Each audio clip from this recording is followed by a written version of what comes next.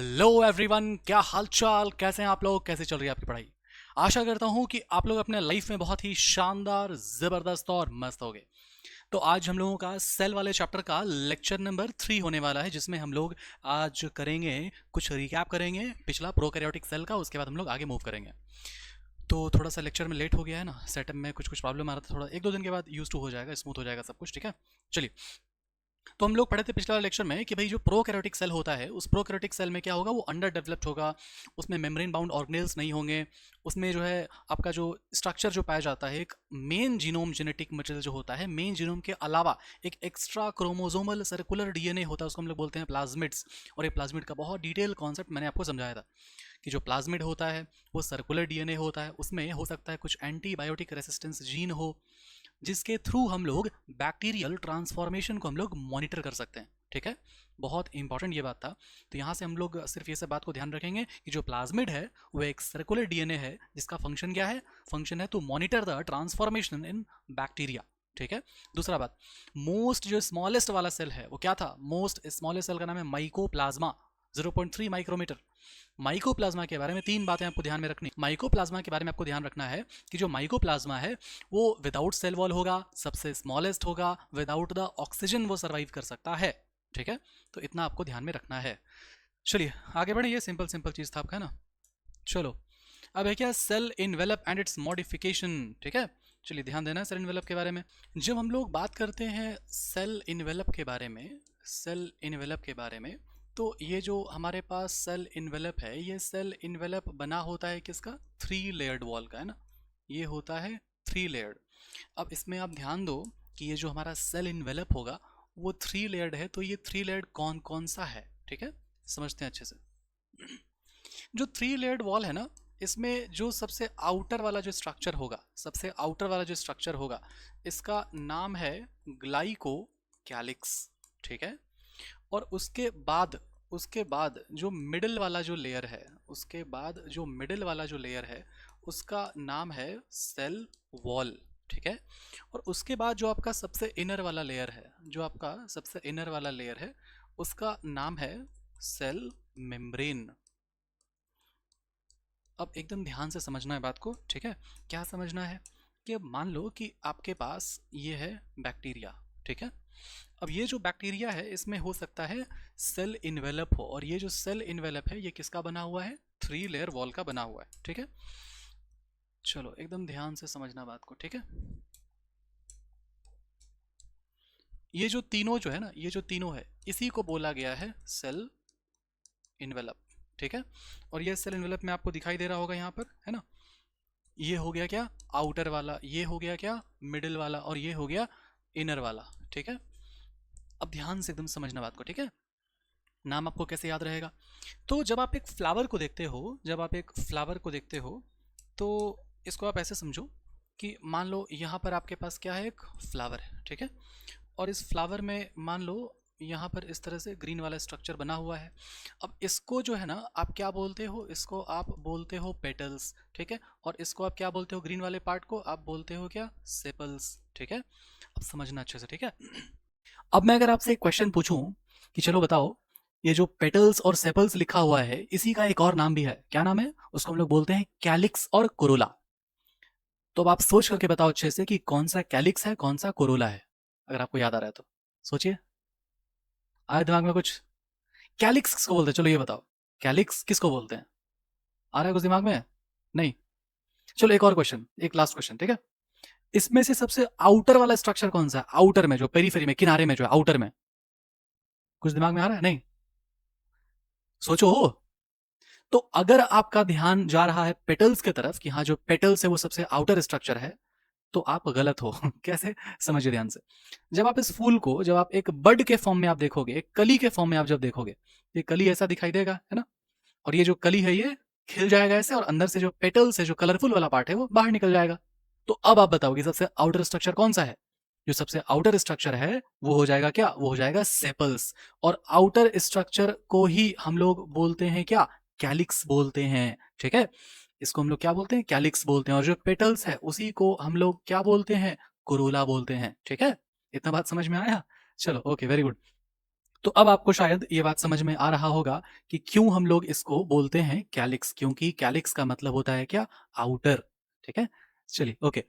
तो ये जो है क्या हो गया, ये हो गया आपका ग्लाइकोकैलिक्स, फिर ये हो गया क्या, सेल वॉल। ठीक है, और ये हो गया क्या, सेल मेम्ब्रेन। चाहे कोई भी सेल हो, उसके बाहर में सेल मेम्ब्रेन होगा ही होगा। अब ये बात अलग है कि प्लांट वाले सेल में क्या होता है, सेल वॉल होता है, मतलब सेल मेम्ब्रेन के बाद होगा वो सेल वॉल, समझे बात को। और क्या होगा, जो आपका बैक्टीरिया है उसमें सेल इन्वेलप होता है, जो कि 3 लेयर का बना होता है। या फिर जो फंगस है उसमें जो सेल वॉल होता है ना, सेल वॉल किस चीज का बना होता है बताओ, काइटिन का बना होता है वो सेल वॉल। ठीक है, तो ये सब चीज को ध्यान रखना अच्छे से। ठीक, चलिए वापस आइए, हम लोग आगे बढ़ते हैं। ठीक है, कैलिक्स का मतलब होता है आउटर। ठीक है, इसको यहाँ पर लिख सकते हो आप अगर चाहो तो, है ना। कैलिक्स का मतलब हो गया आउटर। ठीक है, अब ये जो आपका सेल इन्वेलप है ना, यहाँ से क्वेश्चंस क्या क्या उसको समझते हैं हम लोग। ठीक है, जो आपका सेल इन्वेलप है, इसमें जो आउटर वाला जो स्ट्रक्चर जो ग्लाइकोकैलिक्स है, ये ग्लाइकोकैलिक्स के बारे में कहता है कि भाई जो ग्लाइकोकैलिक्स है वो हो सकता है कि 2 फॉर्म में हो। कैसे, तो ये ग्लाइकोकैलिक्स ऐसा हो सकता है कि ये लूज शीथ के फॉर्म में हो, समझना एकदम अच्छे से। ठीक है, हो सकता है कि लूज शीथ के फॉर्म में हो। तो अगर ये लूज शीथ के फॉर्म में है, अगर ये लूज शीथ के फॉर्म में है, तो इसको बोला जाता है स्लाइम लेयर। ठीक है, लूज शीथ का मतलब हो सकता है आप समझ पाओ कि मान लो ये कोई बैक्टीरिया है। ठीक है, इसके बाहर में जो है क्या होगा, इसके बाहर में इस तरह से लूज शीथ होगा, है ना, लूज शीथ होगा। ठीक है, लेकिन अगर मान लो कि ये है ना, थिक एंड टफ है ना।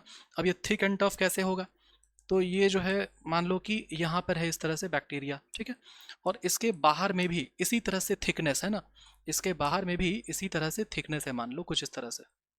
ठीक है, तो अगर इसके बाहर में भी इसी तरह का अगर थिकनेस है, तो इसको बोला गया है क्या, इसको बोला गया है कैप्स्यूल। ठीक है, इसको बोला गया है कैप्स्यूल।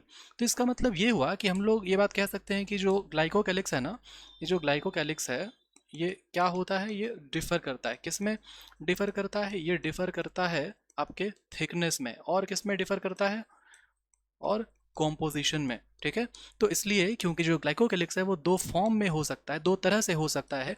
अगर ये रहा लूज शीथ अगर रहा तो इसको बोलेंगे हम लोग स्लाइम लेयर, और अगर मान लो ये थिक रहा और ये टफ रहा, मजबूत रहा, तो उसको हम लोग बोलेंगे क्या, कैप्स्यूल। इसको ध्यान रखना है। ठीक है, अब देखो आप किसको, सेल वॉल को। ठीक है, सेल वॉल क्या करता है, ये जो आपका सेल वॉल है, ये सेल वॉल क्या करेगा ना, सेल वॉल क्या करेगा ना, ये सेल वॉल इस बैक्टीरिया को कोलैप्स करने से या फिर बर्स्ट करने से बचाएगा। इसका मीनिंग क्या है, कोलैप्स कैसे कर सकता है, बर्स्ट कैसे कर सकता है, इसको समझिए अच्छे से।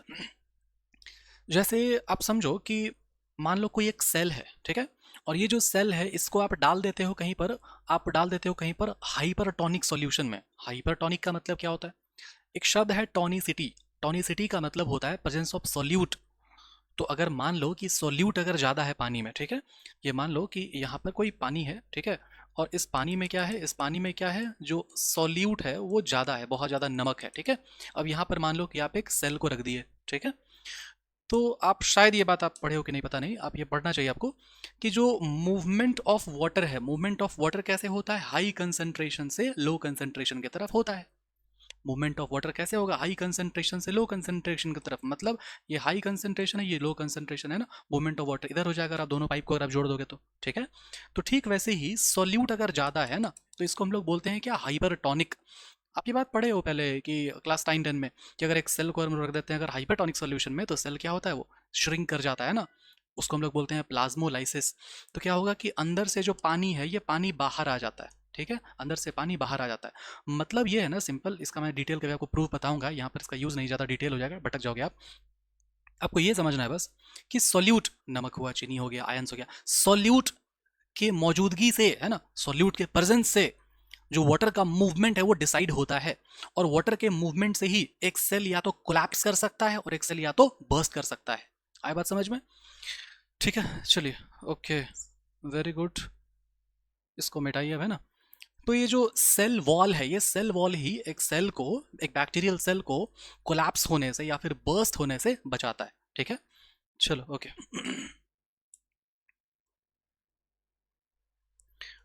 It prevent the bacterial from burst और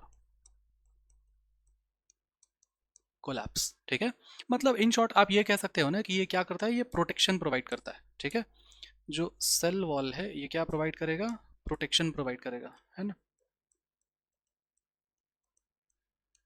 ठीक है, चलिए आगे बढ़े। अब है क्या, सेल मेम्ब्रेन के बारे में। ठीक है, इसको हम लोग समझते हैं अच्छे से ना। और सेल वॉल के बारे में कुछ और भी चीज़ है, आप जान लो सेल वॉल के बारे में। ठीक है, सेल वॉल जो है ना, जब आप अपना PYQ आप बनाओगे, प्रीवियस ईयर क्वेश्चन जब आप बनाओगे, तो 2010 से पहले के जो क्वेश्चन होंगे ना, उसमें क्वेश्चन आया हुआ है कि जो बैक्टीरियल सेल वॉल है वो किस चीज़ का बना होता है। जनरली जो सेल वॉल जो प्लांट का है वो बना होता है सेलुलोज का। ठीक है, लेकिन यहाँ पर जो आपका बैक्टीरियल सेल वॉल है ये बना होता है पेप्टिडोग्लाइकन का। ठीक है, अब क्या होता है पेप्टिडोग्लाइकन, इसको समझते हैं अच्छे से। ठीक है, समझिए एकदम ध्यान से।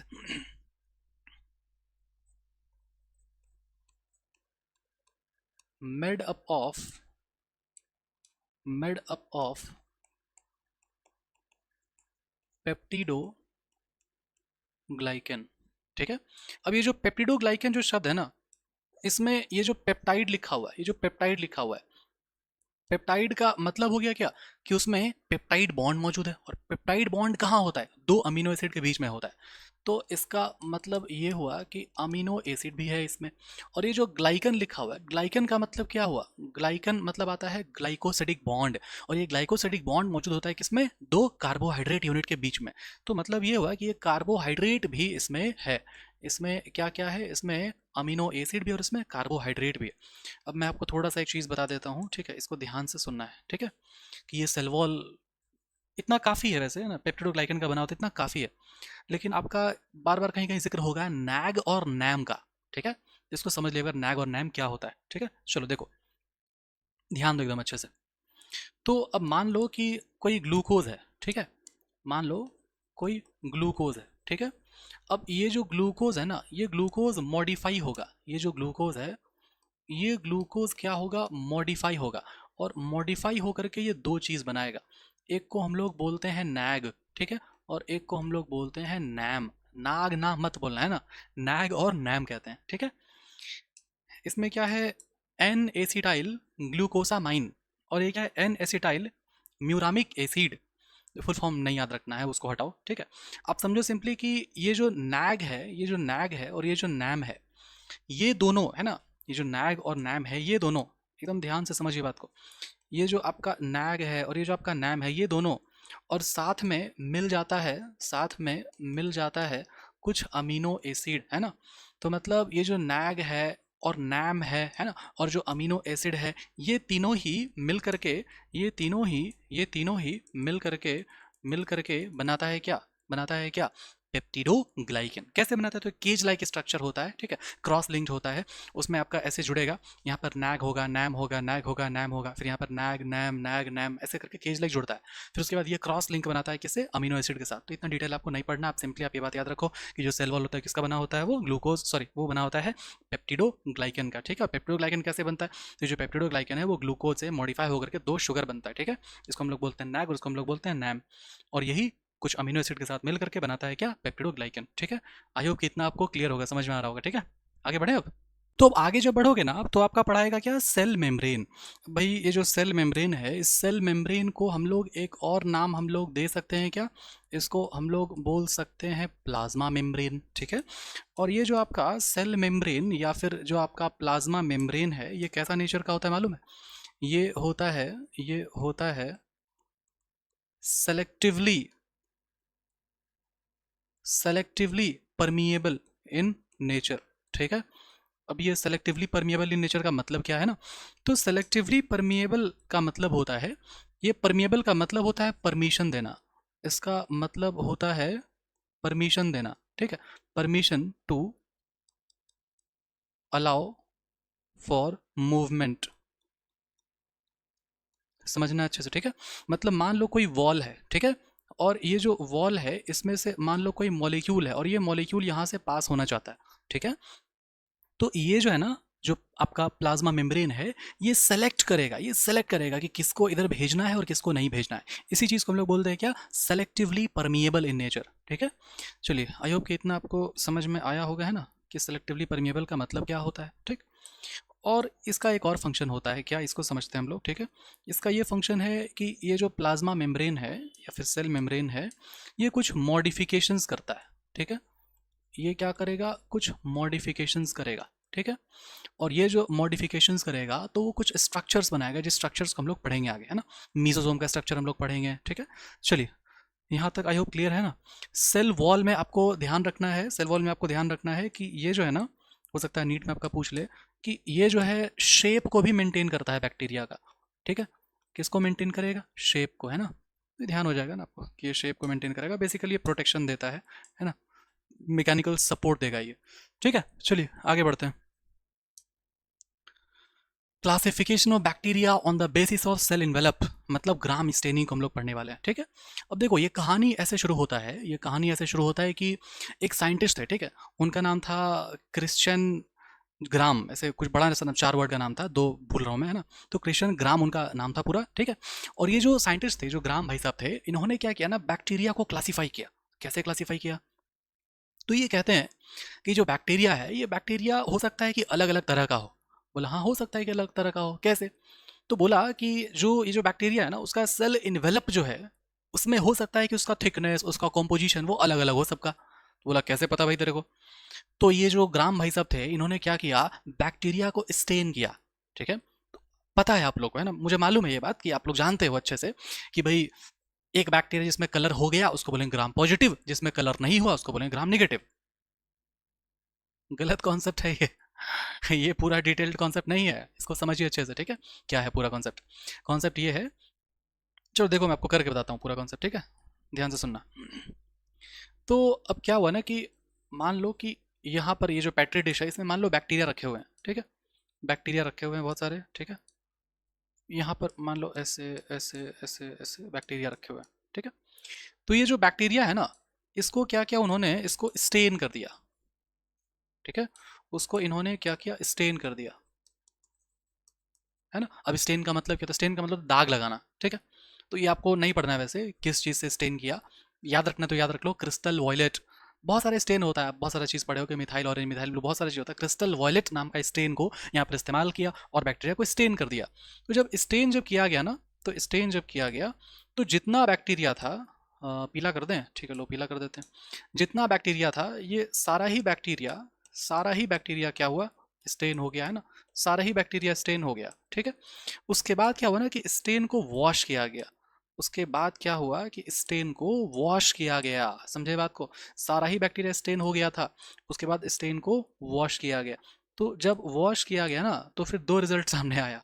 क्या दो रिजल्ट सामने आया, रिजल्ट सामने ये आया कि कुछ बैक्टीरिया का जो स्टेन था वो वॉश नहीं हुआ, उसमें चिपका रह गया स्टेन, और कुछ बैक्टीरिया का जो स्टेन है वो वॉश हो गया। ठीक है, तो जिसका भी स्टेन रह गया उसको बोला ग्राम पॉजिटिव। क्यों, क्योंकि बायोलॉजी के दुनिया में अगर कोई चीज़ अगर मौजूद है तो उसको हम लोग बोलेंगे क्या, उसको हम लोग बोलेंगे ग्राम पॉजिटिव, मतलब उसको बोलेंगे पॉजिटिव, है ना। कोरोना वायरस अगर बॉडी में है तो बोलेंगे कोविड पॉजिटिव, अगर नहीं बोलेंगे नेगेटिव, है ना। HIV positive, HIV negative. तो पॉजिटिव का मतलब होता है प्रेजेंट और नेगेटिव का मतलब होता है एब्सेंट। ठीक है, चलिए ओके वेरी गुड, यहाँ तक आपको आई होप समझ में आ रहा है अच्छे से, है ना। तो क्या हुआ यहाँ पर, ध्यान दीजिए।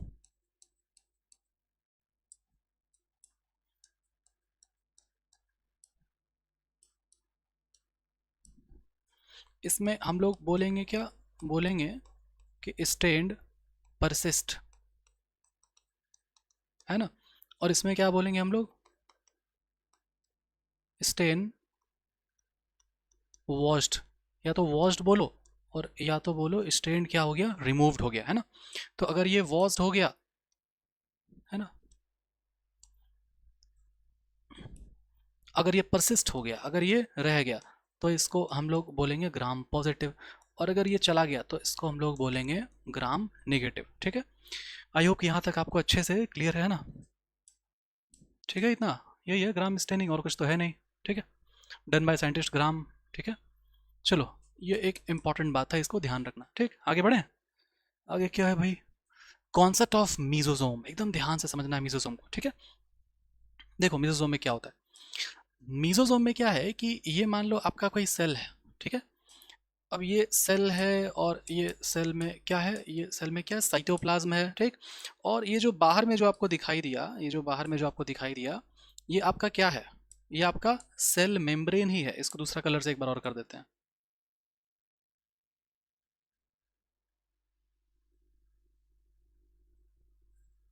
ठीक है।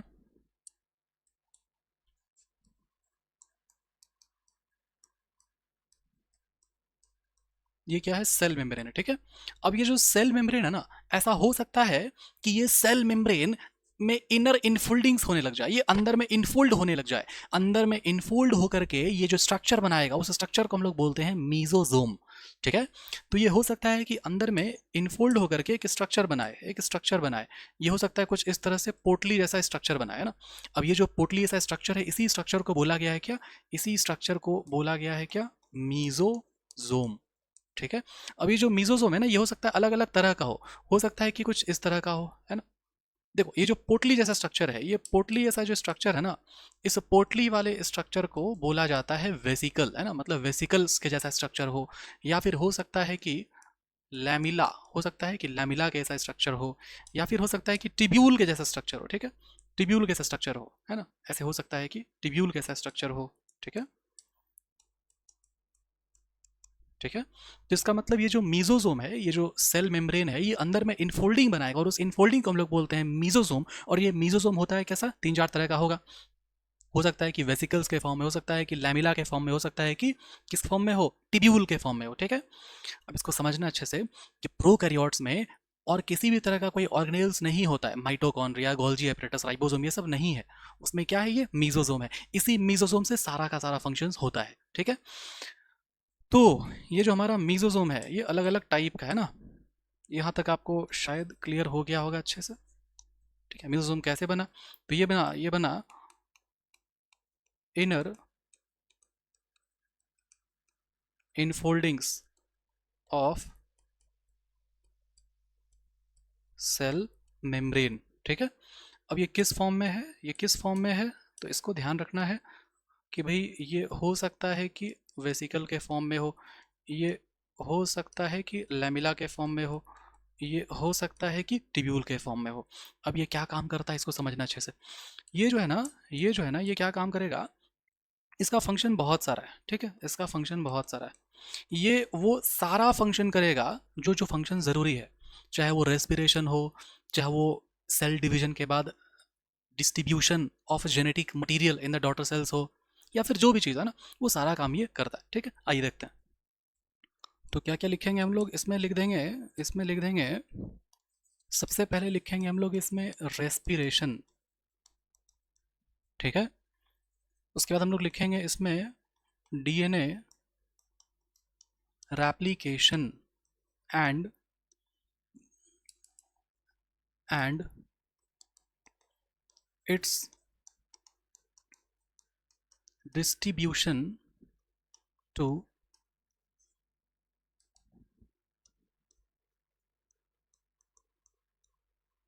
डॉटर सेल्स, ठीक है।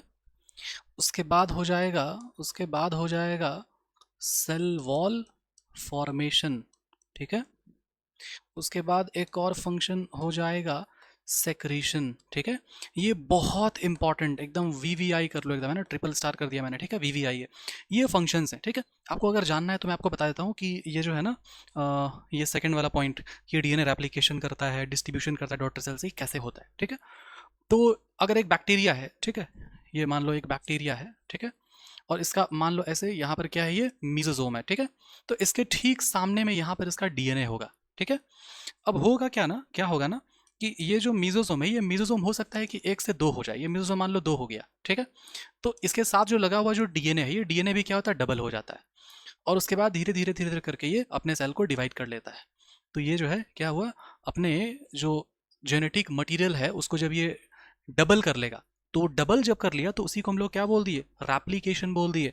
और फिर डिस्ट्रीब्यूट कर देगा किस में, डॉटर सेल्स में।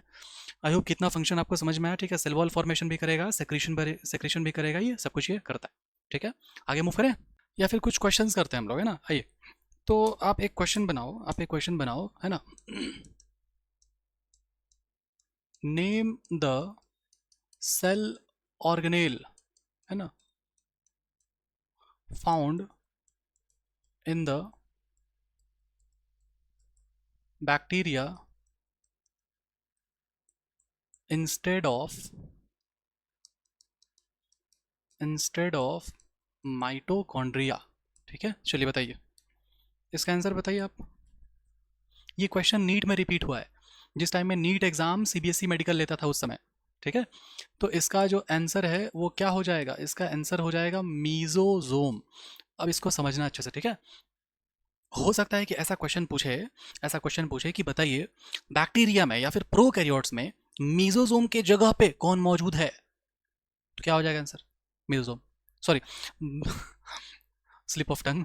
हो सकता है ऐसा पूछे कि बैक्टीरिया में या फिर प्रोकैरियोट में माइटोकॉन्ड्रिया के जगह पे कौन सा सेल ऑर्गेनेल मौजूद है ना, तो आंसर क्या हो जाएगा, मीजोसोम।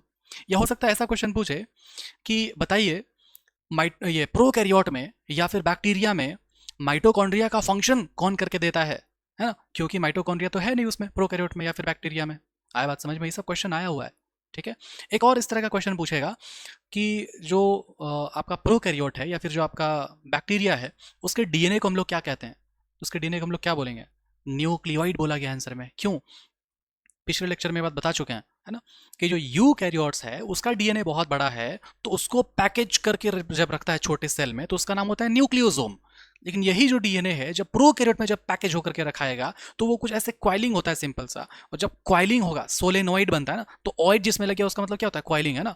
तो न्यूक्लियस में ये क्वाइल्ड हो रहा है, उसको बोलेंगे क्या, न्यूक्लियोइड बोलेंगे। समझ में आया बात, मतलब प्रोकैरियोट में जब ये जो डीएनए है जब क्वाइल हो जाएगा और रखाएगा तो उसको हम लोग क्या बोलेंगे, न्यूक्लियोइड बोलेंगे। ठीक है, तो इसलिए न्यूक्लियस को भी, मतलब न्यूक्लियस बेसिकली अलग से डिस्टिंक्ट न्यूक्लियस तो है नहीं प्रोकैरियोट्स में। वो कैसा है, प्रोकैरियोट्स में क्या है कि वो बस, है ना, वो न्यूक्लियर मेम्ब्रेन तो है नहीं, तो इसलिए वो जो न्यूक्लियस का जो रीजन है उसको बोला जाता है क्या, उसको बोला जाता है न्यूक्लियोइड। आई होप कि आपको यहाँ तक समझ में आ रहा होगा, है ना। आगे बढ़े, चलिए आगे बढ़ते हैं हम लोग। अगला है क्रोमेटोफोर। ठीक है, इसको समझो, क्रोमेटोफोर को क्या है, ये क्रोमेटोफोर साइनोबैक्टीरिया में या फिर ब्लू ग्रीन एल्गी में, है ना, ये जो आपका जो साइनोबैक्टीरिया है इसको ध्यान से समझना है। ठीक है,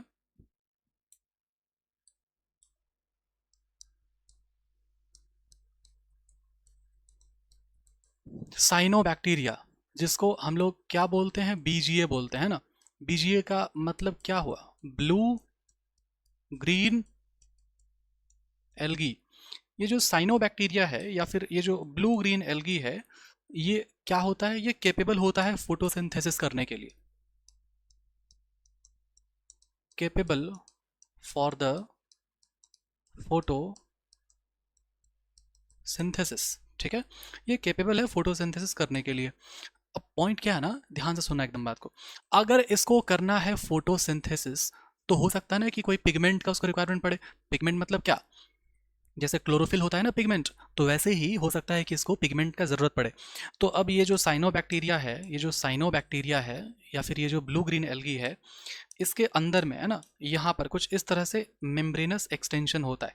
और ये जो मेम्ब्रेनस एक्सटेंशन है इसी के अंदर में यहाँ पर क्या होता है, क्लोरोफिल, है ना, क्लोरोफिल लाइक पिगमेंट्स, ऐसा कह सकते हो आप, chlorophyll like pigments are present. ठीक है, किसमें प्रेजेंट, तो इस स्ट्रक्चर में प्रेजेंट। और इस स्ट्रक्चर का नाम क्या है, इस स्ट्रक्चर का ही नाम है क्रोमैटोफोर। क्यों है इसका नाम क्रोमैटोफोर, क्योंकि आपका ये जो शब्द है क्रोमा, ये जो शब्द है क्रोमा, क्रोमा का मतलब क्या होता है मालूम है, क्रोमा का मतलब क्या होता है बताओ, आता है किसी को। जो यूट्यूबर लोग जो होते हैं वो पीछे क्या लगाते हैं, ग्रीन स्क्रीन लगाते हैं, उसको बोला जाता है क्रोमा स्क्रीन।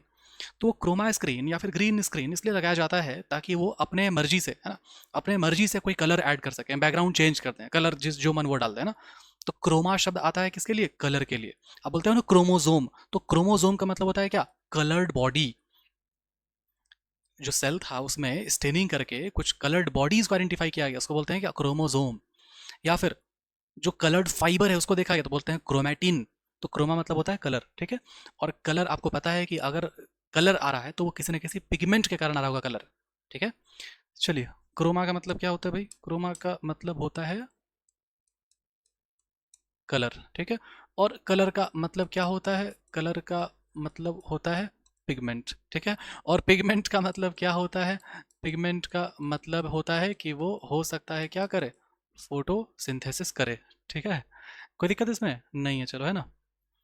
तो क्रोमेटोफोर क्या है? क्रोमेटोफोर एक तरह का इनर मेम्ब्रेनस एक्सटेंशन है ना। इसको ऐसे लिखेंगे, ठीक है, ध्यान देना।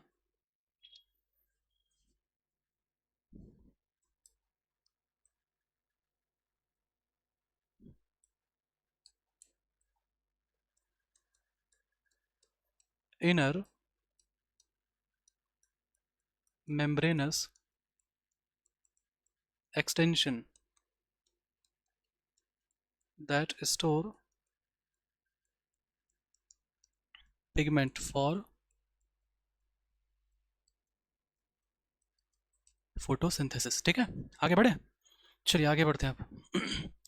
अब है कि ये जो बैक्टीरिया है ना, ये बैक्टीरिया आपका हो सकता है कि या तो मूवेबल हो। मूवेबल मतलब क्या? जो मूव कर सकता है उसको हम लोग बोलते हैं मोटाइल, और जो मूव नहीं कर पाएगा उसको हम लोग बोलेंगे नॉन मोटाइल। ठीक है, तो ये जो आपका बैक्टीरिया है, ये जो आपका बैक्टीरिया है, ये बैक्टीरिया हो सकता है कि मोटाइल हो। ठीक है, मोटाइल का मतलब क्या होता है? इसका मतलब होता है मूवेबल। ठीक है, और ये ऐसा हो सकता है कि नॉन मोटाइल हो। नॉन मोटाइल का मतलब होता है नॉन मूवेबल। ठीक है, चलिए, अब एकदम ध्यान दीजिए। अगर ये बैक्टीरिया अगर मोटाइल है, अगर मूवेबल है, तो इसमें ऐसा हो सकता है कि एक बड़ा सा स्ट्रक्चर हो, और इस बड़े से स्ट्रक्चर को हम लोग क्या बोलते हैं? इस बड़े से स्ट्रक्चर को हम लोग बोलते हैं फ्लैजिला। ठीक है, इसको हम लोग बोलते हैं फ्लैजिला। अब ध्यान देना एकदम अच्छे से, ठीक है। जैसे स्पर्म है ना, ये जो स्पर्म है, ये जो स्पर्म है, ठीक है, ऐसा कैसे बना दिए? ये जो स्पर्म है, तो ये स्पर्म कैसे मूव करता है? ये अपना टेल के हेल्प से मूव करता है ऐसे। तो ये जो टेल है इसका, ये टेल भी बना होता है किसका? फ्लैजिला का बना होता है ना। नीट में क्वेश्चन भी आता है, क्या आता है कि स्पर्म का जो मूवमेंट है वो कैसा है ना। तो आप क्या आंसर देते हो? सर स्पर्म का जो मूवमेंट है ना वो ऐसा ऐसा है।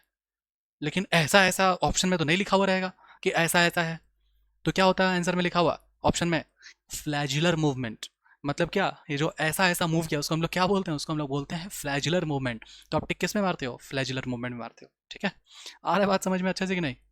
बढ़े आगे, चलो आगे बढ़ते हैं। और ये जो ये है, इसमें किसी भी तरह का फ्लैजिला नहीं होता है। ठीक है, चलिए, ओके, वेरी गुड।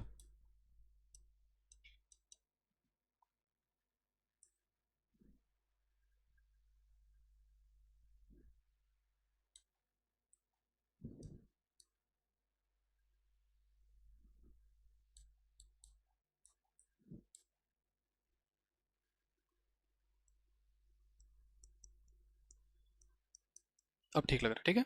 अब ये जो फ्लैजिला है ना, ये फ्लैजिला बना होता है 3 पार्ट का। ठीक है, एकदम ध्यान से सुनना है बात को, ठीक है। 3 पार्ट का कैसे बना हुआ है? तो ये जो फ्लैजिला है ये बना हुआ है 3 पार्ट का। ठीक है, और इसमें जो पहला वाला जो पार्ट है, जो पहला वाला पार्ट है, इसको बोला जाता है बेसल बॉडी। ठीक है, और जो दूसरा वाला जो पार्ट है उसको बोला जाता है हुक। ठीक है, और जो तीसरा वाला जो पार्ट है इसको बोला जाता है फिलामेंट। ठीक है, और जो फिलामेंट है ना, ये जो फिलामेंट है ना, ये फिलामेंट ही है वो लॉन्गेस्ट वाला पार्ट। तो इसका मतलब ये हुआ कि अगर यहाँ पर मैं इसको मेंशन कर दूँ 1 2 और 3 बोल के, तो ये जो लॉन्गेस्ट वाला जो पार्ट है ना, इसको कैसे बताएं? हाँ, तो ये जो यहाँ से लेके यहाँ तक का जो लॉन्गेस्ट वाला पार्ट है वो क्या हो जाएगा? हुक हो जाएगा। ठीक है, और उसके बाद जब आप इसको देखोगे एकदम गौर से, जब आप देखोगे तो यहाँ पे ना, जहाँ से ये जहाँ से ये निकलता है, जहाँ से अराइज होता है, तो ये जहाँ से अराइज होता है, ये वाला स्ट्रक्चर क्या हो जाएगा? जहाँ से अराइज होता है ये वाला स्ट्रक्चर हो जाएगा इसका बेसल बॉडी। ठीक है, ये हो जाएगा बेसल बॉडी।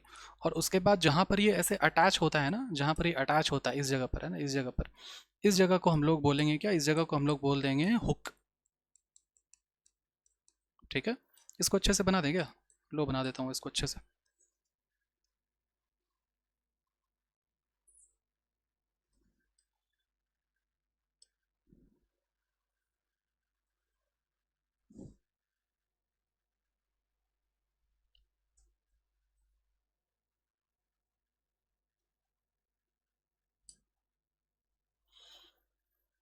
अब इसमें हो सकता है कि यहाँ पर इस तरह से पाया जाए क्या, बेसल बॉडी, ठीक है।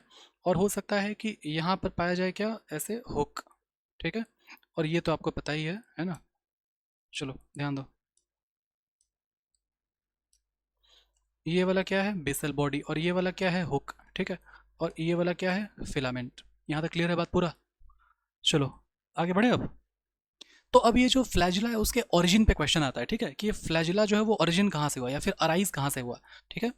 तो इसका जो ओरिजिन है वो कहाँ से हुआ इसको समझना अच्छे से, ठीक है। तो इसको एनसीईआरटी में एक वर्ड लिखा हुआ है, उसको बोलते हैं हम लोग क्या, इसको हम लोग बोलते हैं filamentous membranous extension arised from the cell wall, ठीक है। तो ये बहुत इंपॉर्टेंट बात है, एकदम इसको ध्यान रखना कि जो सेल वॉल है, जो सेल वॉल है, यहाँ से ये क्या होता है, ओरिजिनेट होता है, फिर अराइज होता है, ठीक है। और इसमें आप एक बात ध्यान रखो कि ये जो आपका फ्लैजिला है, ये फ्लैजिला जो है ना प्रोकैरियोट्स में अलग होगा, ठीक है। ये जो फ्लैजिला है ये प्रोकैरियोट्स में अलग होता है और यूकैरियोट्स में अलग होता है। कैसे? तो ये जो फ्लैजिला है ये प्रोकैरियोट्स में बना होता है अलग तरह का एक स्पेशल प्रोटीन का, ठीक है। इस प्रोटीन को हम लोग बोलते हैं क्या, इसको हम लोग बोलते हैं फ्लैजिलीन प्रोटीन, ठीक है। और ये जो यू कैरियोट्स है, ये यू कैरियोट्स बना होता है अलग तरह का स्पेशल प्रोटीन का, जिसको हम लोग बोलते हैं क्या, ट्यूबलिन प्रोटीन। तो आपका ये जो एनसीईआरटी है ना वो थोड़ा सा जिक्र करता है ऐसे कि जो फ्लैजिला है वो प्रोकैरियोट्स में और यूकैरियोट्स में अलग अलग तरह का होता है, अलग अलग चीज़ों का बना होता है, ठीक है। लेकिन कैसे और क्या, ये जो बातें हैं वो एनसीईआरटी आपका नहीं बताएगा, ठीक है। ओह, ये खुल गया अभी है ना। चलो यहीं पे बताते हैं, कुछ और भी चीज़ है, एकदम ध्यान से समझना है बात को, ठीक है। चलिए समझिए। तो आप इस बात को समझो, आप इस बात को समझो कि जो फ्लैजिला है उसके अलावा कुछ और भी स्ट्रक्चर्स होता है। क्या स्ट्रक्चर्स होता है? तो अब जैसे हम लोग बात करते हैं एक सेल का, तो ये जो एक सेल है, ठीक है, इस सेल में अगर मान लो अगर इस तरह का स्ट्रक्चर अगर बनाए, ठीक है, अगर ऐसा स्ट्रक्चर अगर बना दिया ना, तो ये क्या डिनोट करेगा, ये डिनोट करेगा भैया हम फ्लैजिला हैं, है ना। और अगर मान लो, है ना, कि अगर ये एक ऐसा स्ट्रक्चर अगर मैं बना दूं,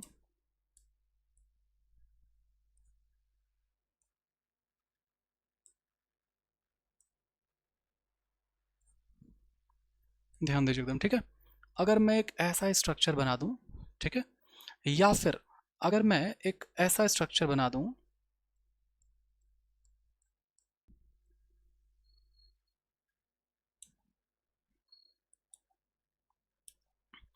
अब यहाँ पर मैं अगर एक ऐसा स्ट्रक्चर अगर बना दूं, एकदम ध्यान से देखना है, ठीक है।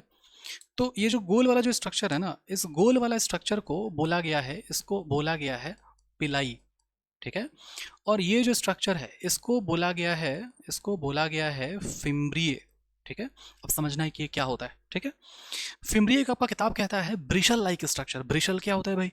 तो ब्रिशल का मतलब हुआ, ब्रिशल का मतलब हुआ, ब्रिशल का मतलब हुआ ये, है ना, इसको हम लोग बोलते हैं क्या, ब्रिशल। ये टूथपेस्ट, टूथ वाला जो टूथब्रश होता है ना उसके ऊपर में लगा होता है ना, उसको हम लोग बोलते हैं ब्रिशल, ठीक है।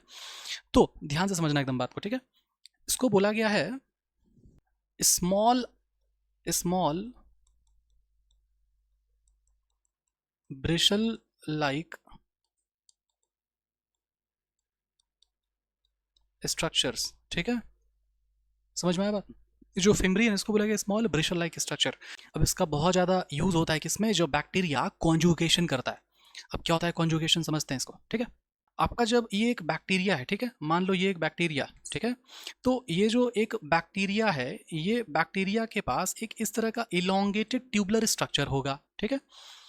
अब ये जो इलोंगेटेड ट्यूबलर स्ट्रक्चर है ना, इस इलोंगेटेड ट्यूबलर स्ट्रक्चर से अपना ये जो प्लाज्मिड है, मान लो जिसके पास प्लाज्मिड है, ठीक है, और इसके सामने एक और यहाँ पर इस तरह का बैक्टीरिया होगा, ठीक है। एकदम ध्यान से समझना है बात को, ठीक है।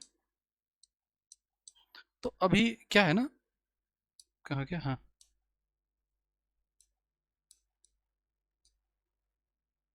समझना अच्छे से। तो ये जो एक बैक्टीरिया है आपके पास, ये जो एक बैक्टीरिया है, इसके पास ये जो स्ट्रक्चर है, इलोंगेटेड ट्यूबुलर स्ट्रक्चर है, इसको हम लोग बोलेंगे क्या, पिलाई, ठीक है। और यहाँ पर क्या है, ग्रीन वाला स्ट्रक्चर क्या है, ये प्लाज्मिड बना। प्लाज्मिड क्या था, सर्कुलर डीएनए था, ठीक है।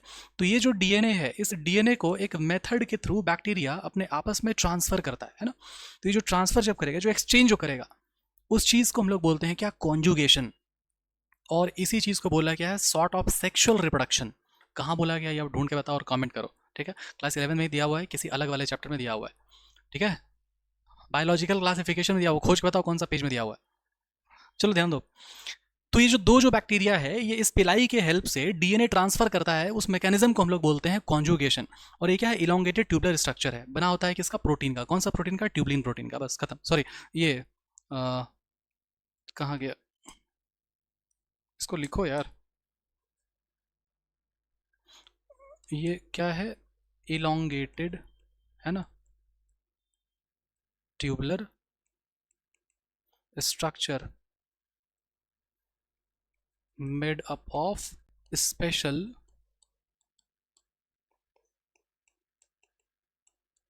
प्रोटीन, ठीक है। और इस प्रोटीन का नाम भी लिख देते हैं भाई। ये जो प्रोटीन है, इस प्रोटीन का नाम क्या है, क्योंकि ये पिलाई का फॉर्मेशन कर रहा है, इसलिए इसका नाम क्या हो जाएगा, पिलीन प्रोटीन, ठीक है। यहाँ पर जो प्रोकैरियोट्स था और ये यूकैरियोट्स था, ठीक है। तो प्रोकैरियोट्स बना हुआ है, इसमें जो फ्लैजिला है वो किसका बना हुआ है, फ्लैजिलीन प्रोटीन का। यूकैरियोट्स में जो फ्लैजिला है वो किसका बना हुआ है, ट्यूबलिन प्रोटीन का, ठीक है। इसको ध्यान रखना। और जो पिलाई है वो किसका बना होता है, पिलीन प्रोटीन का बना होता है, ठीक है। चलिए अब समझो एकदम ध्यान से। फ्लैजिला जो है ना, वो रोल प्ले करता है मोटिलिटी में, मूवमेंट में। लेकिन ये जो पिलाई है वो रोल प्ले नहीं करता है मूवमेंट में। आ रहा है बात समझ में। तो इस ये काम अब क्या करता है भाई, तो आपको मैं बता दूं, है ना, थोड़ा सा जान लो। ये जो है ना, पिलाई, ये हेल्प करेगा किस में, ये हेल्प करेगा कॉन्जुगेशन में, ठीक है। और ये जो फिम्ब्रिय है, ये फिम्ब्रिय किस में हेल्प करता है, ये फिम्ब्रिय हेल्प करता है, फिम्ब्रिय हेल्प करता है जब मान लो कोई चीज़ है ना, कोई रॉक है या कोई चीज़ है ना, और बैक्टीरिया को चिपकना है इससे, तो इसी फिम्ब्रिय के हेल्प से ये जो है अपने आप को चिपकाता है, ठीक है। उसको आपका शब्द एनसीईआरटी लिखता है एंकोरेज, ठीक है, एंकोरेज विद द सबस्ट्रेट। तो इसको बोलेंगे for the anchorage with substrate, ठीक है। चलिए आई होप कि इतना आपको ये बात समझ में आ रहा होगा, है ना। और एक बहुत इंपॉर्टेंट स्टार मार्क करके उस पॉइंट को लिख लेना, स्टार मार्क करके उस पॉइंट को लिख लेना, ठीक है। क्या लिख लेना, एकदम ध्यान देना, ठीक है। आपको ये बात यहाँ पर लिखना पड़ेगा कि जो पिलाई है ना, और क्या पढ़े हम लोग, fimbriae, FIMBRA, fimbriae,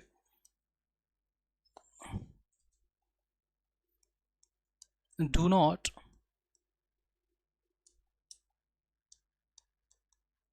help in motility, ठीक है। कोई दिक्कत इसमें, ये बहुत इंपॉर्टेंट बात है, इसको ध्यान रखना, ठीक है। चलिए ओके, आगे बढ़ें, मूव करें आगे। चलो आओ, अगला क्या है भाई, चलो एनसीईआरटी देख लो एक बार, ठीक है। Cell envelope and its modification, जो प्रोकैरियोटिक वाला सेल है उसमें, रुको,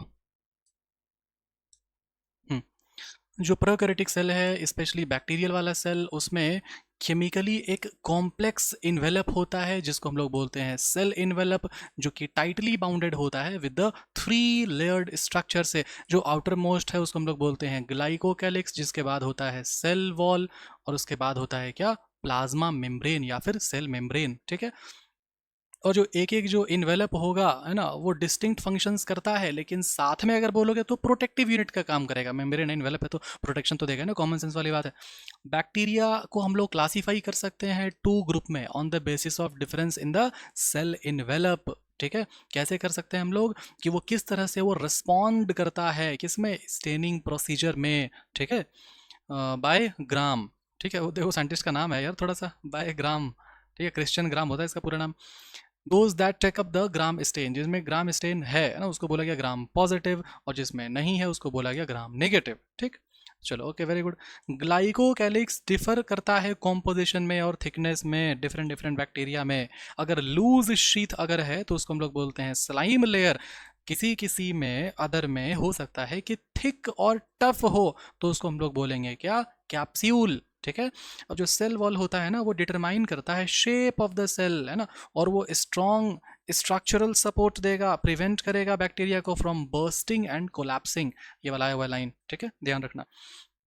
अब जो प्लाज्मा मेम्ब्रेन होता है ना, वो सेलेक्टिवली परमिएबल मेम्ब्रेन होता है, सेलेक्टिवली परमिएबल मेम्ब्रेन होता है जो इंटरेक्ट करेगा आउटसाइड द वर्ल्ड से। हाँ ठीक है, सिमिलर होता है इसमें यूकैरियोट में भी। ठीक है, चलिए अब अगला देखिए, अब क्या लिखा हुआ, लिखा हुआ है कि स्पेशल मेम्ब्रेनस स्ट्रक्चर होता है जिसको हम लोग बोलते हैं मीजोजोम, जो कि फॉर्म होता है the extension of plasma membrane से इनटू द सेल। ये जो एक्सटेंशन है ये होता है किस फॉर्म में, वेसिकल के फॉर्म में, ट्यूब्यूल के फॉर्म में, लैमिला के फॉर्म में। ठीक है, जो हेल्प करता है किसमें, सेल वॉल फॉर्मेशन में। ठीक है, जो हेल्प करता है किसमें, सेल वॉल फॉर्मेशन में।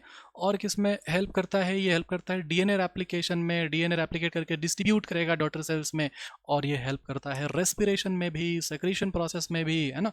अब क्योंकि वो लैमिला, इस तरह से लैमिला बन गया ना, सरफेस एरिया बढ़ गया, वही बात लिखा हुआ है, to increase the surface area of plasma membrane and enzymatic activity. ये जो है काम ये करता है ना। In some prokaryotes like cyanobacteria एक अदर मेम्ब्रेनस एक्सटेंशन भी होता है साइटोप्लाज्म में, जिसको हम लोग बोलते हैं क्रोमैटोफोर्स, जिसमें होता है पिगमेंट्स। कोई प्रॉब्लम इसमें नहीं है। चलो, बैक्टीरिया का जो सेल होता है, अगर वो मोटाइल है, या हो सकता है कि वो नॉन मोटाइल है। अगर ये बैक्टीरिया मोटाइल है तो उसमें होगा एक थिन फिलामेंटस एक्सटेंशंस जो कि सेल वॉल से निकलता है। उसका नाम क्या है, उसका नाम है फ्लैजिला। ठीक है, अब उसके बाद देखो क्या, अब ये जो बैक्टीरिया है, ये बैक्टीरिया शो करता है वैरायटी ऑफ नंबर, है ना। फ्लैजिला हो सकता है एक हो, एक से ज़्यादा हो, अलग अलग हो। बैक्टीरिया का जो फ्लैजिलम है वो बना हो, देखो फ्लैजिला और फ्लैजिलम एक ही बात है, फ्लैजिला मतलब प्लूरल, फ्लैजिलम मतलब ढेर सारा, है ना। 3 पार्ट्स का बना होगा, एक को बोलेंगे एक को बोलेंगे फिलामेंट, एक को बोलेंगे हुक, एक को बोलेंगे बेसल बॉडी। जो फिलामेंट होता है ना, वो लॉन्गेस्ट वाला पार्ट होता है भाई, जो कि एक्सटेंड करता है सेल सरफेस से लेके आउटसाइड में। अब बोलते हैं कि भाई फ्लैजिला के अलावा, है ना, फ्लैजिला के अलावा पिलाई होगा, उसके बाद फिम्ब्रिए होगा, ये सब भी एक सरफेस स्ट्रक्चर है। ठीक है, लेकिन वो do not play role in motility. ठीक है, जो पिलाई है ना, वो इलोंगेटेड ट्यूबुलर स्ट्रक्चर है, ट्यूब के जैसा होता है वो, जो बना होता है स्पेशल प्रोटीन का। किसका बना होता है ये, पिलीन प्रोटीन का बना होता है, इसको ध्यान रखना। फिम्ब्रिए कैसा होता है, स्मॉल ब्रिशल लाइक स्ट्रक्चर होता है, जो फाइबर स्प्राउट करेगा out of the cell. Sprout मतलब क्या, तो मालूम, स्प्राउट का मतलब होता है जो चना को जब आप अंकुरित करोगे ना, उसको बोलते हैं स्प्राउट्स। और स्प्राउट का मतलब वो निकलना, वो अंकुरित होना, उसी से शब्द आया है क्या, sprouting out of the cell. In some bacteria they are known to help to attach, है ना, अटैच करने में हेल्प करता है किसमें, रॉक में, स्ट्रीम में और होस्ट टिश्यू में। ठीक है, एकदम ध्यान से पढ़ना है इसको, एनसीईआरटी की एक एक लाइन को पढ़ना है अच्छे से, उसको मार्क करना है पेंसिल से। क्यों, क्योंकि एनसीईआरटी इंपॉर्टेंट है मेरे दोस्त। ठीक है, इसको ध्यान रखना। चलो आओ आगे बढ़ते हैं ना। राइबोसोम्स एंड इंक्लूजन बॉडीज, एकदम ध्यान से सुनना, एकदम फोकस के साथ। राइबोसोम, जहां आपको नाम सुनाई दे राइबोसोम, फटाक से बोलना है क्या, प्रोटीन सिंथेसिस। राइबोसोम का मतलब है प्रोटीन सिंथेसिस। राइबोसोम क्या होता है, राइबोसोम जो है एक ग्रैन्युलर स्ट्रक्चर होता है। कैसा स्ट्रक्चर होता है, ग्रैन्युलर। और ग्रैन्युलर का मतलब क्या हुआ, दानेदार टाइप का स्ट्रक्चर होगा। ठीक है, और ये बना होता है 2 सब यूनिट्स का मिलकर। ठीक है, इसको समझना अच्छे से। ठीक है, चलो अब देखो, एकदम ध्यान से देखो। राइबोसोम्स, ये जो राइबोसोम्स, ओहो, हाँ ठीक है, तो ये जो हमारे पास में जो राइबोसोम है, ये राइबोसोम क्या करेगा, ये राइबोसोम का फंक्शन क्या होता है, ये राइबोसोम का फंक्शन होता है प्रोटीन सिंथेसिस करना। ठीक है, इसका फंक्शन होता है प्रोटीन सिंथेसिस करना। और ये राइबोसोम कैसा स्ट्रक्चर होता है, ये जो स्ट्रक्चर है, ये स्ट्रक्चर है ग्रैन्युलर और नॉन मेम्ब्रेन बाउंड स्ट्रक्चर है। और ये पाया जाएगा किस में, है ना, पाया जाएगा किस में, found in prokaryotes and eukaryotes. ये प्रोकैरियोट्स यूकैरियोट्स दोनों में ही पाया जाता है। ठीक है, और राइबोसोम बना होता है 2 सब यूनिट्स का, है ना, इसको ध्यान रखना एकदम। ठीक है, मेड अप ऑफ 2 सब यूनिट्स। ठीक है, राइबोसोम बना होता है 2 सब यूनिट्स का, इसको समझना एकदम ध्यान से। ठीक है, अब राइबोसोम जो है ना, जब आप राइबोसोम के बारे में जब आप बोलते हो तो राइबोसोम यहाँ पर क्या लिखा हुआ है, टू सब यूनिट का। अब टू सब यूनिट में मान लो कि एक जो सब यूनिट है ना, वो एक सब यूनिट कैसा है, ये बड़ा सब यूनिट, दूसरा सब यूनिट कैसा है, ये छोटा सब यूनिट है ना। मतलब राइबोसोम बना होता है टू सब यूनिट का, जिसमें से एक का नाम है 50S और दूसरे का नाम है 30S। ठीक है, मतलब राइबोसोम्स बना होता है टू सब यूनिट का। ठीक है, ये टू सब यूनिट को जब आप बोलोगे तो एक सब यूनिट हो गया ऐसा और दूसरा सब यूनिट हो गया ऐसा। ठीक है, इसमें से जो एक सब यूनिट है यहाँ पर, ये है कैसा, ये है 30S और ये वाला है कैसा, 50S। और दोनों जब मिल जाएगा तो कितना हो जाएगा मालूम है ना, कितना हो जाएगा, 70S हो जाएगा। ठीक है, नहीं मास्टर मैथ्स गड़बड़ है तुम्हारा यार, 5 और 3 8 होता है, 70 कैसे हो गया, इसको ध्यान से सुनिए। ठीक है, 70 कैसे हो गया। राइबोसोम क्या होता है, राइबोसोम होता है ग्रैनुलर स्ट्रक्चर, दानेदार स्ट्रक्चर, दो सब यूनिट का मिल करके बना होता है, प्रोटीन सिंथेसिस करता है, ये दोनों में ही पाया जाएगा, ये प्रोकैरियोट यू दोनों में पाया जाएगा। अब यहाँ पर एक बात आएगा कि राइबोसोम को जब बोला ना कि भाई चलो इसको राइबोसोम को क्या करते हैं, इसको क्लासीफाई करते हैं या फिर इसको मेजर करते हैं, तो मेजर कैसे करेगा भाई। तो राइबोसोम को क्या किया, एक साइंटिस्ट है जिसका नाम था स्वेडबर्ग। जो स्वेडबर्ग था ना, स्वेडबर्ग जो साइंटिस्ट था, ये स्वेडबर्ग क्या किया ना, ये स्वेडबर्ग बोला क्या, ये स्वेडबर्ग बोला कि अगर आप कोई चीज़ को, अगर आप मान लो ये पानी है, पानी में कुछ कंकड़ पत्थर ये सब अगर आप मिलाते हो तो वो क्या होगा, वो ऐसे बैठ जाएगा, उसको हम लोग क्या बोलते हैं, सेडिमेंटेशन कहते हैं। कंकड़ पत्थर पानी में घोल के छोड़ दोगे तो बैठ जाएगा, उसको बोलते हैं सेडिमेंटेशन। तो बोला कि अगर राइबोसोम अगर ग्रैनुलर स्ट्रक्चर, अगर दानेदार स्ट्रक्चर है, तो उसको भी घोल कर हम लोग छोड़ देंगे तो वो भी क्या हो जाएगा, बैठ जाएगा, वो भी सेडिमेंट हो जाएगा। तो ठीक उसी तरीके से ठीक उसी तरीके से ठीक उसी तरीके से यहाँ पर इस तरह से मेजरमेंट लिया गया, ऐसे मेजरमेंट लिया गया।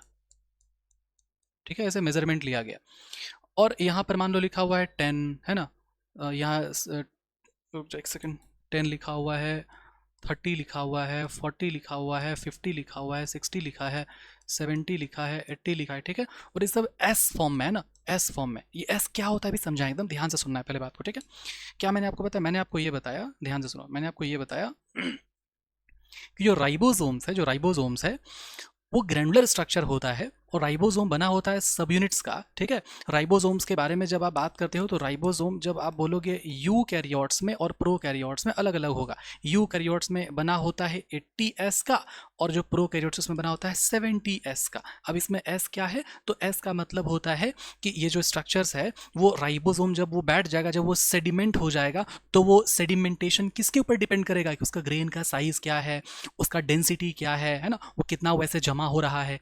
तो वो जो है ना, ये जो मेजरमेंट है ग्रेन साइज डेंसिटी, इसी को मेजर किया गया एस में। और एस का मतलब क्या होता है, सेडिमेंटेशन कोएफिशिएंट। सेडिमेंटेशन कोएफिशिएंट मतलब क्या, कितना वो सेडिमेंट हो रहा है, और कितना वो सेडिमेंट हो रहा है वो किस बात पे डिपेंड करेगा, उसी ग्रेन साइज पे, डेंसिटी पे, है ना। समझ में आया बात, उसको हम लोग बोलेंगे सेडिमेंटेशन कोएफिशिएंट। इसी को बोला गया है स्वेडबर्ग्स यूनिट। क्लियर है ये बात अच्छे से, कोई दिक्कत इसमें, समझ में आ रहा है पूरा। ठीक है, तो अब आप समझना ध्यान से। अब यूकैरियोट्स का राइबोसोम्स को निकाला और उसको डाल दिया इसमें, है ना, तो देखा कि अच्छा ये 80 तक ये पहुंच रहा है, मतलब ये 80S राइबोसोम है। फिर देखा क्या, इसको निकाला ना, तो बोला क्या कि ये प्रोकैरियोट का राइबोसोम को जब निकाल के जब इसमें डाला तो ये देखा कहाँ 70 में पहुंच रहा है, 70S। ठीक है, लेकिन वो जो दो सब यूनिट्स का जो बना होता है, तो जो दो सब यूनिट्स का मिलकर के बना हुआ है जो 70S होता है ना, वो बना होता है दो सब यूनिट का, एक होता है 50S और एक होता है 30S। तो जब 30S वाले राइबोसोम को रखा गया तो 30 में लाई किया, 50S को जब वो रखा तो वो 50 में लाई किया, लेकिन दोनों को जब मिला करके जब रखा तो वो 70 में लाई किया। फिर से सुनो एकदम ध्यान से, 50S मतलब इसमें 50S, 30S का मतलब राइबोसोम को डुबाया तो वो 30S, और 50 और 30 जब मिल जाएगा तो कुछ बीच का आ जाएगा, समझे बात को। 50 30 मिल जाएगा तो पूरा पूरा ऐड नहीं होगा, कुछ बीच का आएगा, और वो कहाँ पर आएगा, वो 80 नहीं आएगा, वो 70 आएगा, समझे बात को। ठीक वैसे ही जो आपका 80S राइबोसोम है, ये 80S बना होता है किससे, ये 80S बना होता है 60 + 40 से, है ना। तो 60 40 मिलकर कितना होता है, 100 होता है, लेकिन ये कितना हो जाएगा, 80S होगा। और ये 50 30 मिलकर कितना होगा, 80S होगा, लेकिन ये कितना हो जाएगा, 70S होगा। आई होप कि ये आपको बहुत अच्छे से आपको समझ में आया होगा, है ना। इसका डिटेल आपको पढ़ना है, कहाँ पढ़ना है, यूकैरियोट्स में पढ़ना है ना। समझ में आ रहा है कि नहीं, इसको मिटा दें, इसको मिटा ही देते हैं ना, चलो वापस आओ और इसको भी मिटाते हैं। ठीक है, चलो, और यहाँ पर ऐसा लिखते हैं, है ना।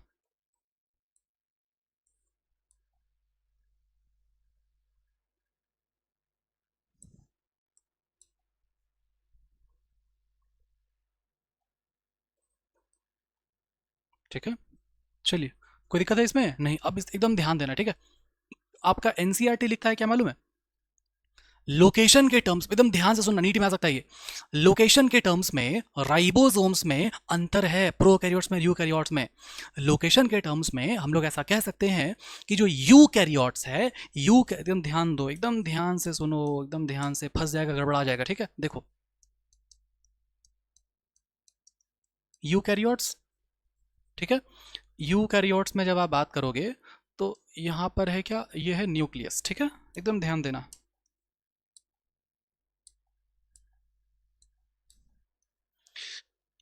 यहां पर है ना, यहां पर क्या बना दिए,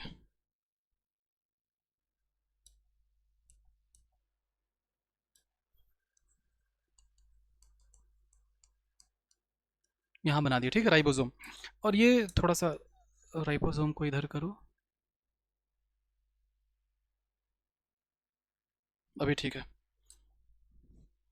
राइबोसोम यहाँ पे भी होगा, ठीक है।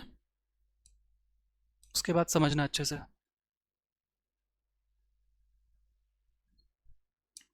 देखो, एकदम ध्यान दो।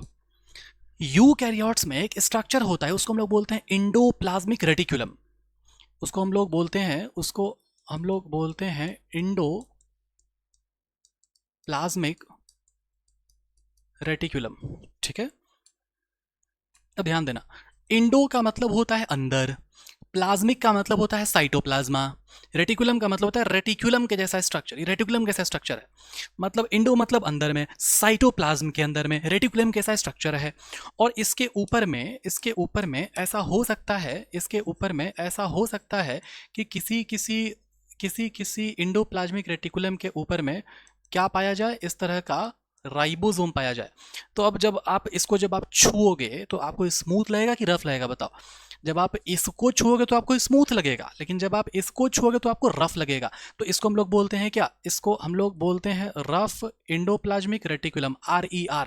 अब एकदम ध्यान से समझना बात को। जो आपका यूकैरियोट्स है उसमें जो आपका राइबोसोम है वो दो जगह पे पाया जाएगा। एक कहाँ होगा, एक होगा साइटोप्लाज्म में, और एक कहाँ होगा, एक होगा इंडोप्लाज्मिक रेटिकुलम में, ठीक है। मतलब एकदम ध्यान दो, एकदम ध्यान दो। जो आपका यूकैरियोट्स है उसमें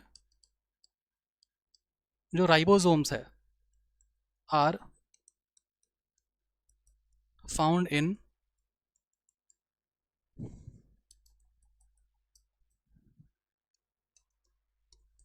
ये है क्वेश्चन, ठीक है।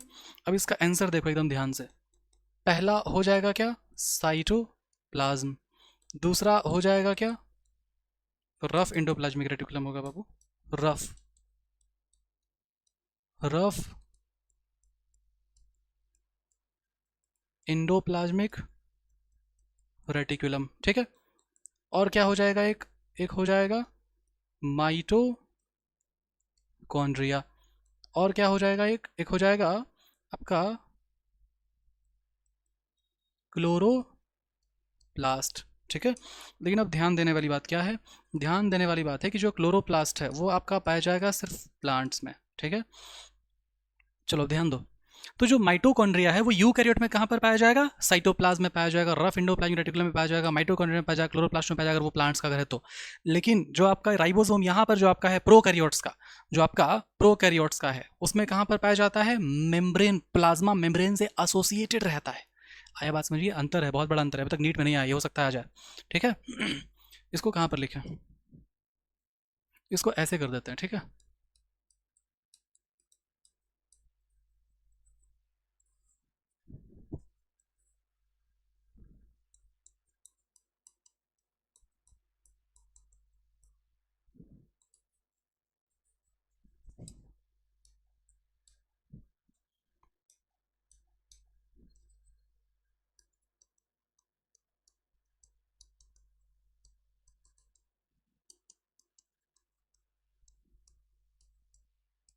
हो क्या, इतना क्लियर है?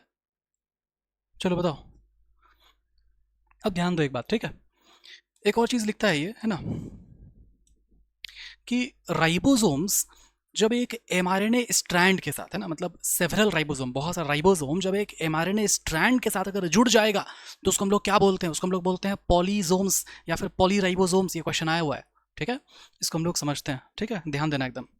तो इसको क्वेश्चंस के फॉर्म में लिखो, हो सकता है डायरेक्ट आ जाए तो ध्यान रहेगा, ठीक है। When several ribosomes are attached to the mRNA strand, ठीक है,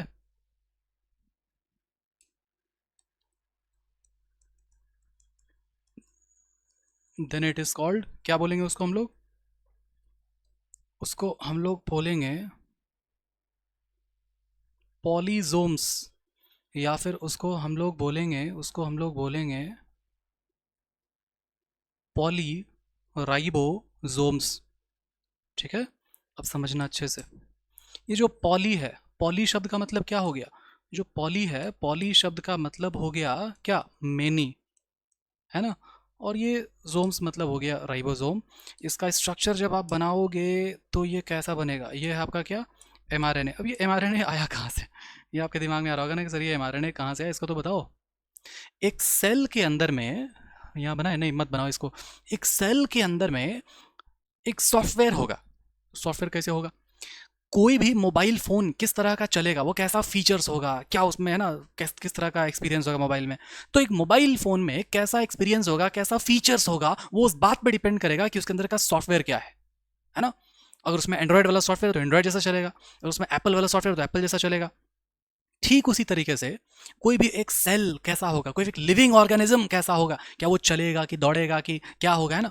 ये सारा चीज़ डिपेंड करेगा उसके अंदर का सॉफ्टवेयर के ऊपर में। और सॉफ्टवेयर मतलब क्या, जेनेटिक मटेरियल, जेनेटिक मटेरियल, है ना, जो कि जनरली होता है क्या, डीएनए, ठीक है, और आरएनए भी होता है। किसमें क्या कैसे सब कुछ डिटेल में आपको बताएंगे बायोमोलिक्यूल में, है ना। Old NCERT biomolecule page number 148, sorry 149, 151, 152, ये तीन जगह पे आपका क्या दिया हुआ है, न्यूक्लिक एसिड के टॉपिक में आपका जेनेटिक मटेरियल डीएनए पढ़ाया हुआ है, ठीक है। तो वहाँ पे आपको डिटेल में एक्सप्लेन करेंगे क्या और कैसे हुआ।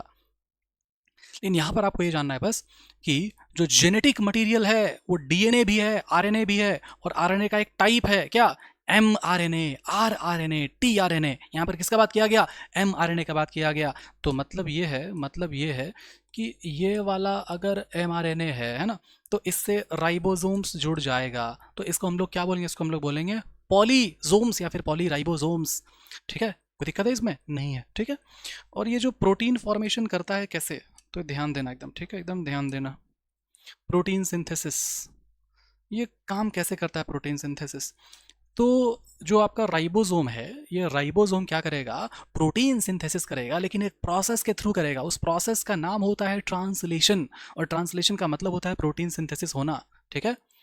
इसी को हम लोग यहाँ पर लिख सकते हैं क्या, ट्रांसलेशन। ट्रांसलेशन का मतलब क्या होता है, ट्रांसलेशन का मतलब होता है प्रोटीन सिंथेसिस, ठीक है। चलिए आगे बढ़े, अब बढ़ते हैं आगे, ठीक है। हम लोग बढ़ते हैं इंक्लूजन बॉडी में, ठीक है, आओ। यह है इंक्लूजन बॉडी। अब इंक्लूजन बॉडी को हम लोग जो है ना स्टोर हाउस कहते हैं। कैसे स्टोर हाउस है ये, तो ये जो है ना रिजर्व फूड मटेरियल को स्टोर करेगा, ठीक है। समझो एकदम ध्यान से समझो, ये जो है ना ये होता है non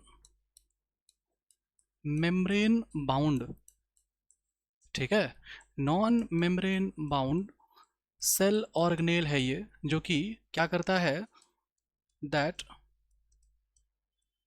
store the reserve food material freely in the cytoplasm, ठीक है। अब कैसे साइटोप्लाज्म में फ्रीली ये स्टोर करता है, ध्यान दो एकदम। तो ये जो है इन द फॉर्म ऑफ हो सकता है ग्लाइकोजन, है ना, या हो सकता है साइनोफाइसियन,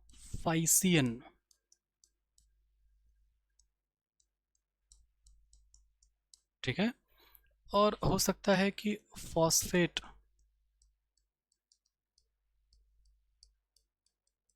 ग्रेन्यूल्स। एकदम ध्यान देना, मतलब इंक्लूजन बॉडी जो है ना non membrane bound cell organelle होता है, जो कि स्टोरेज का काम करेगा। किसका स्टोरेज करेगा? वो रिजर्व फूड मटेरियल जो रहेगा ना उसको वो स्टोर करेगा। कैसे?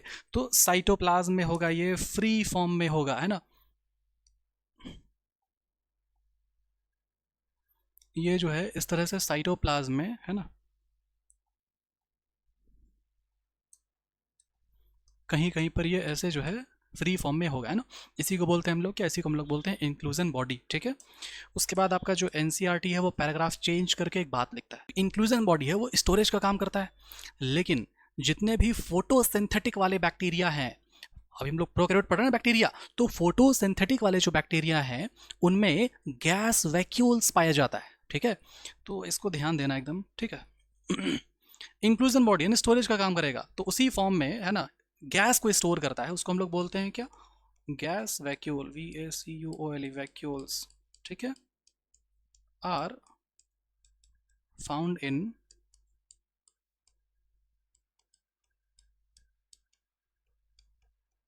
फोटोसिंथेटिक बैक्टीरिया, ठीक है।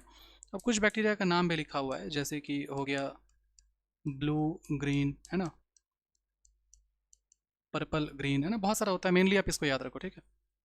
फोटोसिंथेटिक बैक्टीरिया, ठीक है, उसमें क्या होगा? गैस वैक्यूल्स पाया जाएगा, ठीक है। चलो आओ आगे बढ़ते हैं भाई।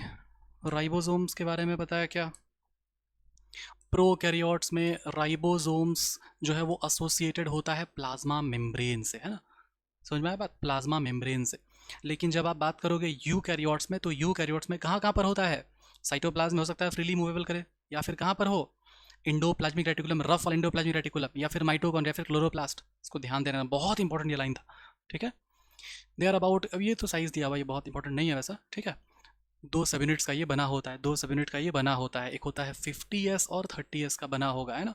और ये बना देगा क्या? 70s का बना देगा प्रोकैरियोट में। Ribosome site of protein synthesis है। सेवरल राइबोसोम में attach to single mRNA to form the chain called as polyribosomes या फिर पॉलीसोम्स, ठीक है। जो राइबोसोम है या फिर जो पॉलीसोम है वो ट्रांसलेट करता है mRNA को प्रोटीन में। ये जो ट्रांसलेट करता है लिखा हुआ है ना, इसी को हम लोग बोलते हैं ट्रांसलेशन। और ट्रांसलेशन का मतलब क्या है, इसको ध्यान से सुनिए बात को, ठीक है। एक प्रोसेस होता है जो आपको पढ़ना है क्लास 12th में जेनेटिक्स में, जिसमें डीएनए से बनता है क्या? एमआरएनए। और एमआरएनए से बनता है क्या? प्रोटीन। अभी जो एमआरएनए से जो प्रोटीन बना वो कैसे बना, और वो जो एमआरएनए से जो प्रोटीन बना उसको बोलते क्या है? उसी को बोलते हैं क्या? ट्रांसलेशन। आपके सिलेबस में नहीं है, फिर भी ये एक लाइन को समझने के लिए मैं आपको समझा रहा हूँ डिटेल में, ठीक है, कि ट्रांसलेशन होता कैसे। तो ट्रांसलेशन कैसे होगा ना, ट्रांसलेशन कैसे होगा, ये मान लो कि क्या है, ये है एमआरएनए, ठीक है। तो अब ये जो mRNA है ना, इसमें यहाँ पर आ जाएगा एक राइबोसोम का यूनिट, और यहाँ पर आ जाएगा एक दूसरा राइबोसोम का यूनिट, ठीक है। और उसके बाद यहाँ से कोई स्ट्रक्चर आता है जिसका नाम तो मैं नहीं बताऊंगा अभी, बहुत ज़्यादा एक्स्ट्रा हो जाएगा अभी, ठीक है। यहाँ पर कोई स्ट्रक्चर होता है, यहाँ पर कोई स्ट्रक्चर होता है, ठीक है। ये जो स्ट्रक्चर है ना, ये जो स्ट्रक्चर है ना, ये एक एक स्ट्रक्चर यहाँ पर अमीनो एसिड को लेके आता है। लाल वाला क्या है? ये है अमीनो एसिड। ये क्या है? ये है अमीनो एसिड, ठीक है। और फिर ये अमीनो एसिड क्या करेगा? ये अमीनो एसिड यहाँ से ट्रांसफर होकर के चला जाएगा यहाँ, ठीक है। फिर से सुनो एकदम ध्यान से, एकदम ध्यान से सुनो बाबू, एकदम ध्यान से।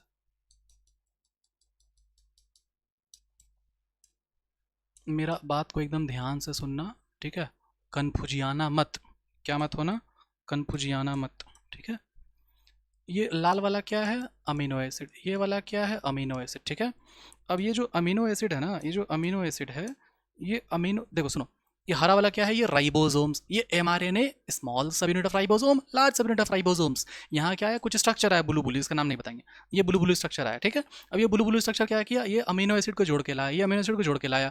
अब ये अमीनो एसिड क्या हो जाएगा? यहाँ से ट्रांसफर हो जाएगा ऐसे। तो जब ये ट्रांसफर हो जाएगा, जब ये ट्रांसफर हो जाएगा, तो ये कैसा दिखाई देगा? ऐसा दिखाई देगा। ठीक ऐसा ही कुछ और प्रोसेस होगा जिसमें एक और आ जाएगा, एक और आ जाएगा, एक और आ जाएगा, एक और आ जाएगा, एक और आ जाएगा। अब ये जो अमीनो एसिड का जो चेन है, ये जो अमीनो एसिड का जो चेन है, उस अमीनो एसिड के चेन को हम लोग क्या बोलते हैं बबुआ, जरा बताओ क्या बोलते हैं? बोल जोर से, प्रोटीन ही तो बोलते हैं ना। तो ये इस तरह से होता है प्रोसेस जिसको हम लोग बोलते हैं ट्रांसलेशन, जो कि क्लास 12th के पूरे बुक का वन ऑफ द टफेस्ट ये टॉपिक है ना। ऐसा लोग कहते हैं कि ये बहुत टफेस्ट है। हम जब पढ़ाएगा आपको तो आपको कुछ भी टफ नहीं लगेगा, ठीक है। लग रहा है टफ? नहीं, नहीं लग रहा, नहीं लगेगा वहां पर भी। चलो ध्यान दो, क्लियर है ये? ट्रांसलेट कैसे हुआ, है ना, ट्रांसलेट कैसे हो? राइबोसोम आया, एमआरएनए आया, और ये जुड़ करके बन गया क्या? प्रोटीन बन गया। अब उसके बाद देखिए हाँ, इंक्लूजन बॉडी रिजर्व मटेरियल होता है प्रोकैरियोट में, जो कि स्टोर होता है किसमें, cytoplasm in the form of inclusion body, और ये नॉट बाउंडेड होता है बाय एनी मेम्ब्रेन, मतलब नॉन मेम्ब्रेन बाउंड होता है, लाई करता है फ्रीली साइटोप्लाज्म में, जैसे कि phosphate granule, cyanophycean granule, glycogen granule, है ना। ग्लाइकोजन पता है ना, ग्लाइकोजन, ये सब क्या, ये सब केमिकल्स है।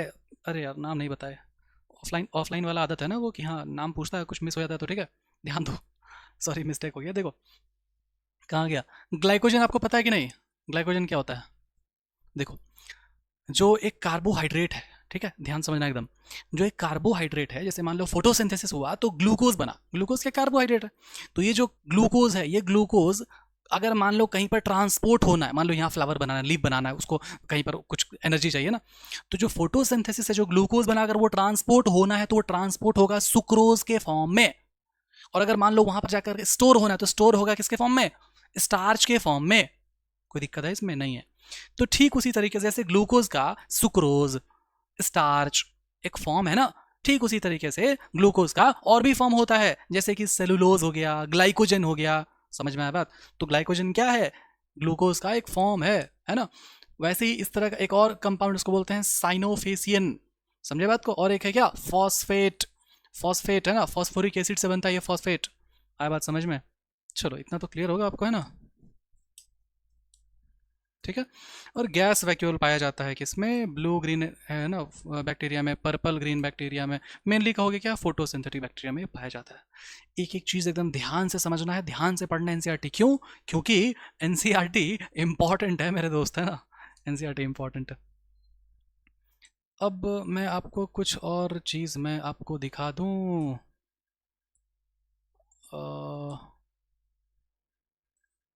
इसको नेक्स्ट लेक्चर में दिखाएंगे, ठीक है, बहुत डिटेल हो जाएगा।